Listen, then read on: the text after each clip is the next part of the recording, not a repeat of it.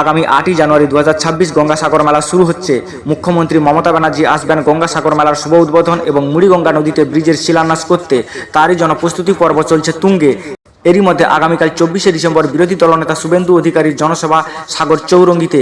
ইতিপূর্বে এই জনসভার মাঠ পরিদর্শন এবং প্রস্তুতি পর্ব খুঁটিয়ে দেখলেন মথুরাপুর সাংগঠনিক জেলার সভাপতি নব্যেন্দু সুন্দর নস্কর। এই জনসভাকে কেন্দ্র করে সাগরদ্বীপ জুড়ে চলছে বিজেপির গাড়ি প্রচার।